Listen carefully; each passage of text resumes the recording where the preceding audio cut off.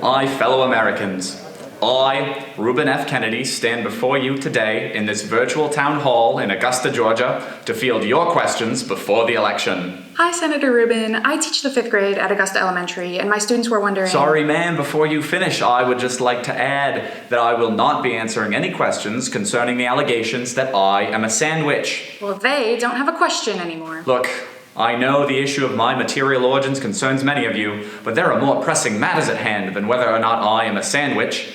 What about the raids on the endangered Sudanese boys in the oil fields of Cuba? Or what about Waco? Has that happened yet?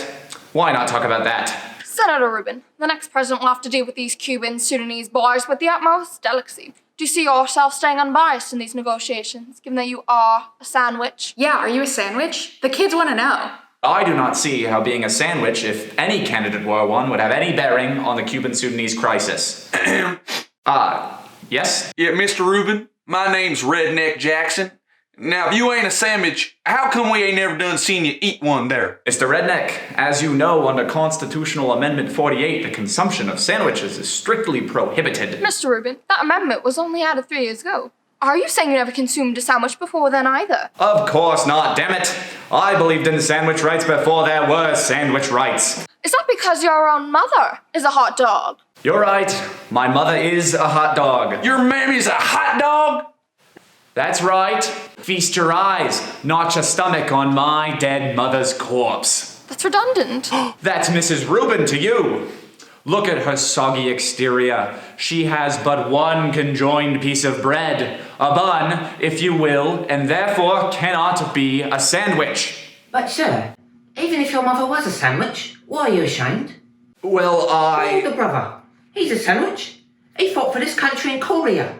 Poor Ollie almost got himself blown up by a bouncing Betty in the bushes of Busan, and then he went and got a bite taken out of him by a girl named Betty in a brothel in Daegu. And you see Ollie's top bread? It's a prosthetic. Are you ashamed of Ollie's top bread?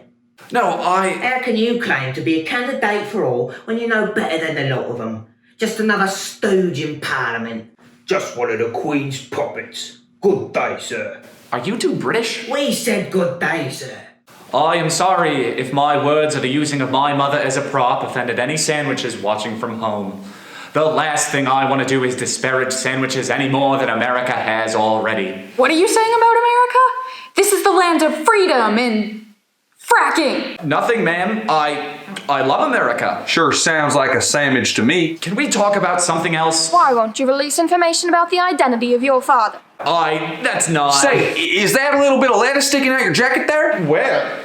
Mr. Reuben, is your father a sandwich? Well, Who's gonna pay my brother's hospital bills? Here's a message from my students. how did that... Mr. Reuben, did your father have buns? Are you a sandwich or not? Tell us about your father's buns! He had bread, not buns, damn it. Bread, not buns. My father had bread, and damn it, so do I. Yes, I'm a sandwich. I'm not gonna hide it anymore. There's no reason to be ashamed. I'm proud. Just as your brother should be, Timothy. My great-great-great-great-grandfather sacrificed his delicious deli filling on the Mayflower so that his fellow man would not starve. That's right, I said fellow man, because deep down aren't we all the same? Why should bread alone be the judge of a man's character? Why should it matter if a man's liver is pickled or not? Why should it matter if a man has pickles? I stand before you today in this decade, a sandwich running for president, not because it is easy, but because it is hard. Today marks a monumental moment in our nation's history. This is truly a great inspiration to all sandwich Americans across the nation. A sandwich in the Oval Office? What's next, a woman? The world will not soon forget that period in our history. Those words Reuben F. Kennedy spoke in that little town in Augusta, Georgia, flipped the public perception of sandwiches forever and cemented the election for Reuben. From that point on, he leaned into his identity as a sandwich, even choosing another sandwich for his running mate, Lyndon B. Johnson. Much has been said about my running mate, LBJ, and while he may be 2/3 PBJ and another 2/3 BLT, I assure you he is 100% American. Reuben saw many triumphs in office, including his handling of the Sudanese-Cuban missile crisis. Reuben successfully stalled talks with the Cubans long enough, the Soviet subs grew soggy. The integrity of their bread was lost, and the war was won. But his reign was not all rosy. Soon after this great victory, Reuben was struck by an even greater controversy. A photograph surfaced of Reuben presumably eating another sandwich. I did not have gustatory relations with that sandwich. I am not a cannibal. Reuben continued to deny these claims until the end, an end which he met not too long after.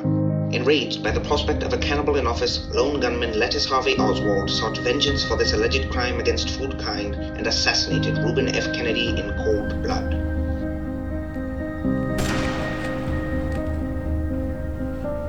But this was just the tip of the iceberg. Underground rumblings of a conspiracy began to fester, a betrayal of a magnitude not seen since the fall of the Roman Republic, and as Brutus was to Caesar, Lyndon B. Johnson was to Reuben. Was it karmic justice? Was it a jealous running mate? Or was it just one of those days? Tune in next week, where we uncover the truth surrounding FDR. Did he really need the wheelchair, or was he just milking it to get extra terms? After all, what is polio, if not just the Spanish word for chicken?